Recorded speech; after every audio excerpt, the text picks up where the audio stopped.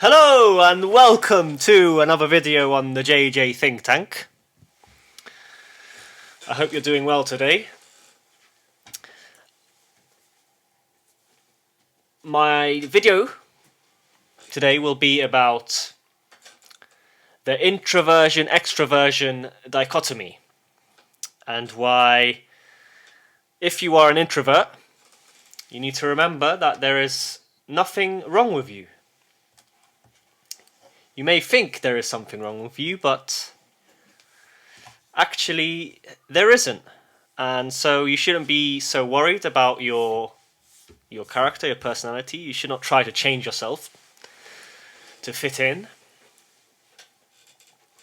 And you should actually notice that this introversion of yours gives you a lot of power. Even though the culture doesn't really reward it, yes? Because our current culture in the West, and possibly worldwide, it's a human phenomenon. A culture always tends to reward those who are more extroverted, who are more boisterous, courageous, quote unquote, yes. Those who like the spotlight, who like to be in the limelight. Whereas introverts aren't so rewarded, yes.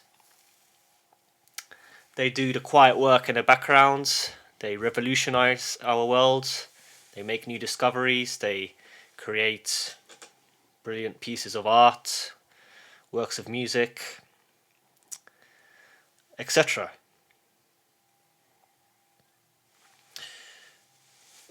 It's quite obvious that the culture as well rewards people who have narcissistic traits. Of course, it's not always the case. Many people are famous also for the right reasons. But definitely this celebrity culture, it's quite toxic and it rewards the wrong type of individual. But let's go a bit deeper the introversion-extroversion dichotomy, and specifically more into the life of the introvert, yes? What makes them different, and so forth. So before I continue, let me just find the book here.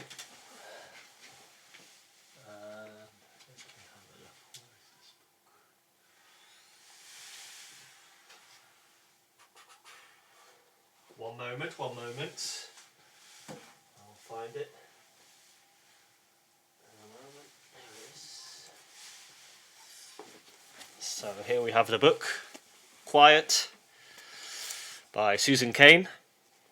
The Power of Introverts in a World That Can't Stop Talking. So, despite the fact that I am speaking to you now on social media, on YouTube, I would consider myself an introvert. For most of my life, I've been more of a reserved individual. I still am. I still consider myself to be quite reserved, quite quiet. I don't like the spotlight, really. But over the years, as I've grown older, I've noticed also that if we fall into this trap of defining ourselves as introvert, quote unquote, we can also be led down a wrong path because we start to divorce ourselves from reality, from other people. We don't interact, right? We don't meet new people, we don't socialize, and of course this has negative impacts on our mental health. So it's good to think of our personality as being quite elastic, yes? We can change our personality to a degree, to an extent, but obviously not totally, yes? Our personality is also set in stone, in a way, yes? So let's go into some of the details I found in this book. Some interesting nuggets of information. I began my article with this quote by C.S. Lewis, which reads, "Into the void of silence, into the empty space of nothing, the joy of life is unfurled." And that definitely is true, because when we get caught up in the crowd, in life, in the hustle culture, in the stress of living, we lose touch with the beauty of life, which is only found or refound by withdrawing and appreciating the silence, yes, and ignoring the noise. So I thought this was quite a relevant quote. And of course, C.S. Lewis was a great writer. Great writer who is known for the Chronicles of Narnia that he wrote many decades ago now. But let's continue. So being either an introvert or an extrovert has its advantages and disadvantages, of course. And as I alluded to, introverts are not doomed forever to follow certain patterns of behavior. Introverts are certainly able to develop their extroverted side, but it requires more work. It requires caution and a different approach, a more slow approach. Introverts have to slowly, step by step, expose themselves to new situations that are quite frightening for them, yes? For the extrovert, it's a piece of cake. It's nothing, right? For example, to make a public speech, yes, public speaking comes naturally for the extrovert, but for the introvert, it's definitely more difficult. So as Susan Cain notes in her book, we can think of our personality as being like a rubber band.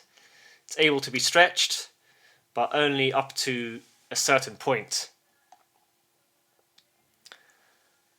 So I'll add a bit more about my own life. So throughout my childhood and teenage years, I was generally quite mute. And I would say this led me to not developing fluent speech. I remember for a while I couldn't speak well. I couldn't express my thoughts. I couldn't form long, coherent sentences. But as I've grown older, I've managed to improve on this. Partially because I guess I always had a friend as well, or a group of friends during high school and university, so I wasn't a total loner. Most of the time I had people around me. I had my family as well, obviously, my sisters. But in general, yes, I was an introvert. And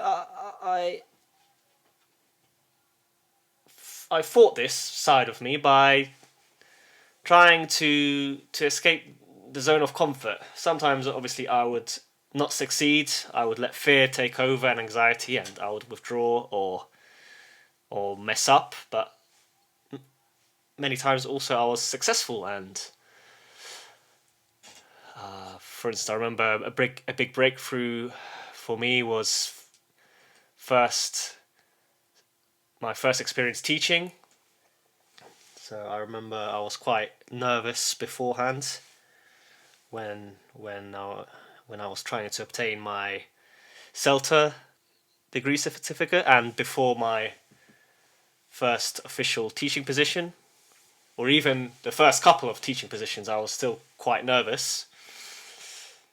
But after, overcoming these obstacles, my confidence improved, and this extroverted side of my personality was formed, yes, we could say. But as I alluded to, this is a work in progress. It's something we work on for our whole life, really, as introverts. It's a never-ending process. So let's discover more information that Cain wrote in her book, Susan Cain. So this is definitely true, because it's what happened to me in my experience, which is that introverts are better in expressing themselves through words, and that paradoxically social media and various platforms, so for me such as Medium, YouTube now, aid in helping introverts express the real aspect of themselves, which can be sometimes difficult to do in the real world, dominated as it is by extroverts. And Susan Cain backed this up with studies, with psychological studies, that show that this is true, that introverts, social media allows introverts to express themselves, because I guess there is that barrier, and they have a chance to say something because other people aren't dominating. So in a way, of course, social media has many toxic aspects, but for introverts, it's, we could say, a blessing in disguise, yes?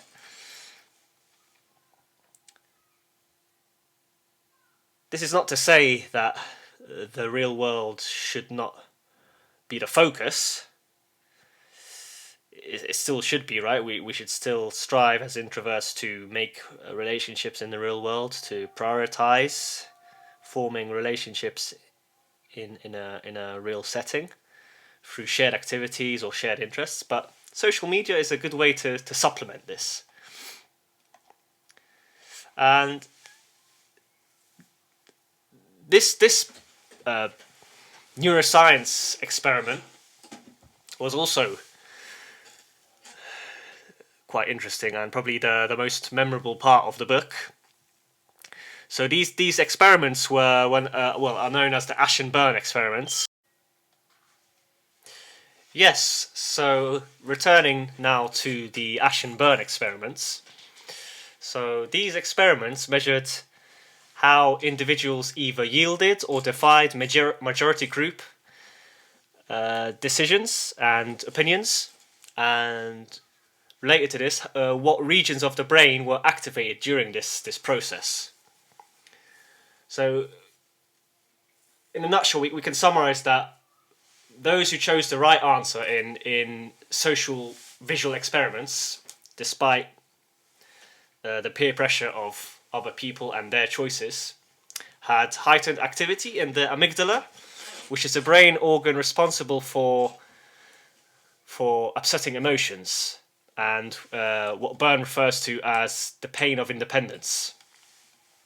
And what's interesting to note here is how introverts actually tend to have high activity in this region, in the amygdala, which is both good and bad, because many times this can be overactive for no valid reason, and therefore it can affect an introvert's life. So all the introverts out there, I'm sure you understand this, you know this, you've experienced this, when many times perhaps you have self-sabotaged your life because of an overactive amygdala. So it's good to know this, because then obviously you can understand yourself more and have a bit more compassion for the choices that you make. But yes, I guess this will lead me on to my final thought, that both introverts and extroverts can learn from each other.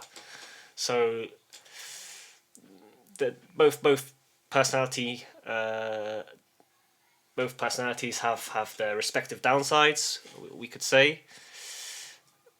There's some things about the world that introverts notice, some things about the world that extroverts notice more, because they are part of the world, we could say, in a more direct sense. So they learn by experience. But obviously the introverts have power because they can step back and notice various things that extroverts cannot. And it's interesting to talk about personality, to talk about how we all have our own specific personality, and